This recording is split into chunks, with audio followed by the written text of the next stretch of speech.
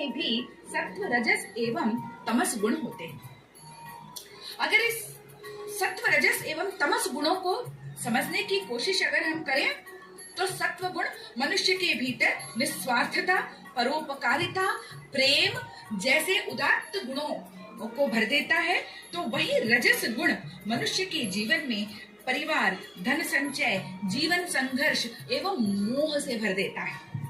मेरा संचय करना, ये मेरा है, ये मेरा है, ये पदवी मेरी है, ये ज्ञान मेरे द्वारा अर्जित किया गया है, और इस तरह से ये धन मेरा है, ये घर मेरा है, ये स्त्री मेरी है, ये संतान मेरे हैं, ये पुरुष मेरा है। इस प्रकार के इन सबको पाने के लिए संघर्ष और संचय की जो प्रवृत्ति है रजस गुण है। तो तमस गुण आलस्य, क्रूरता आदि भावों से भरा होता है, प्रोक्रेस्टिनेशन इन सब से भरा होता है। और ये तीनों ही गुण संपूर्ण सृष्टि में दिखाई देते हैं। पशुओं में कहें तो गाय सत्व गुण का प्रतीक है। हाथी, घोड़ा जो जीवन में संघर्ष में हमारे साथी हैं, वो रजस गुण से युक्त हैं। और वहीं पे सर्प जैसे प्राणी जो है तमस से युक्त हैं, जिनमें क्रूरता होती है।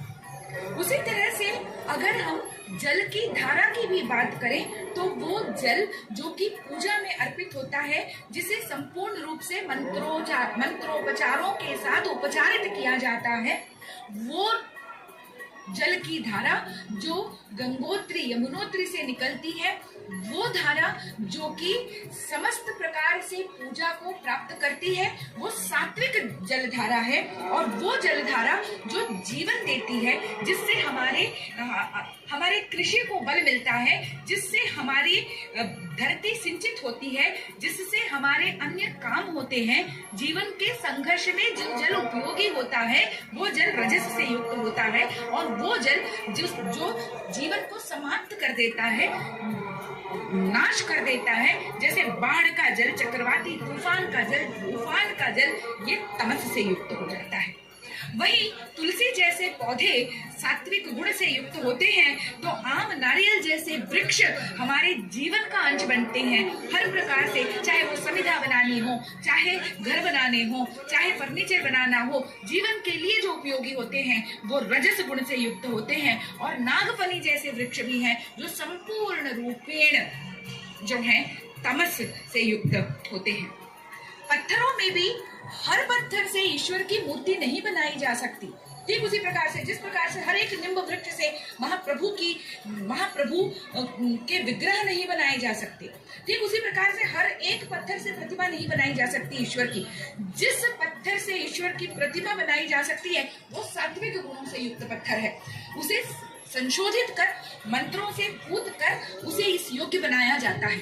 और वो पत्थर जिससे हम अपने मकान बनाते हैं, घर बनाते हैं, दूसरे अलग अलग चीजें बनाते हैं जिससे कि हमारा जीवन चलता है, वो रजस गुण से युक्त है। और उसी तरह से जो पत्थर पड़े हुए हैं रेगिस्तान में, पहाड़ों पर, जिसका कोई उपयोग नहीं है, वो तमस गुण से पूर्ण होते हैं। इस तरह से समस्त चराचर जगत सत्व, रजस एवं तमस से युक्त है।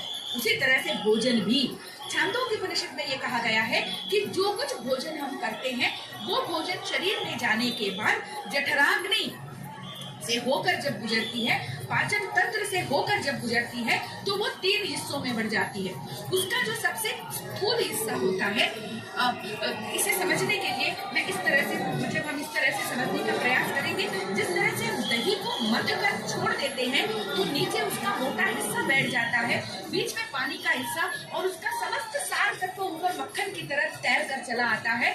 उसी प्रकार से भोजन भी 3 भागों में बढ़ जाता है, और उसका जो मोटा हिस्सा है वो मलमूत्र आदि के माध्यम से शरीर से बाहर निकल जाता है, और जो मध्य भाग है वो रक्त में मिलकर मांस और पेशियों को बल देता है, और जो सार तत्व है वो मक्खन की ही तरह तैर कर हमारे बुद्धि में आता है, और हमारे मन को, हमारे सोच विचार को, हमारे भावों को, हमारी चित्त वृत्तियों को प्रभावित करता है। और इसीलिए कहा जाता है कि कर्म के अनुरूप भोजन होना चाहिए, भावों के अनुरूप भोजन होना चाहिए। यदि सात्विक गुणों से युक्त भोजन है तो फिर वो जो संपूर्ण रूप से निरामिष है, फल, कंद, मूल, और उसके बाद जो हम कहते हैं वेजिटेरियन फूड, जो न गर्म हो, न ठंडा हो, ना बासी हो, ना मिर्च मसाले हो, ना तेल आदि हो। ये सात्विक भोजन है जो मनुष्य को सात्विक गुणों से, प्रेम आदि गुणों से युक्त बनाता है। ये वो भोजन है जो मनुष्य को आध्यात्मिक मार्ग पर लेकर जाता है। ये वो भोजन है जो मनुष्य के विचारों में स्थिरता लेकर आता है। और वो भोजन जो आमिष भोजन है, तेल मसालों वाला भोजन है, तीखा भोजन है, चटपटा भोजन है, ये वो भोजन है जो रजस गुण देता है, अर्थात जीवन का संघर्ष देता है। वह निरंतर लड़ने की शक्ति देता है। और ऐसा भोजन मनुष्य के लिए जीवन के मार्ग पर, जीवन के उतार चढ़ाव से लड़ने की क्षमता देता है, जिसकी वजह से जो भी गुण है वो सारे उत्पन्न होते हैं। और जो प्याज और लहसुन की हम बात कर रहे थे, उनमें रजस गुण होता है। इसीलिए दैव चिंतन करते समय, पूजा अनुष्ठानों के समय, पूजा पर्वों के समय इस प्रकार के भोजन को निषिद्ध भोजन माना गया है। और वहीं पर तामसिक भोजन, सड़ा गला हुआ बासी भोजन, जिससे आलस्य, निद्रा, प्रमाद एवं क्रूरता जन्मती है, वो भोजन जो है आपको मतलब तामसिक गुण देता है।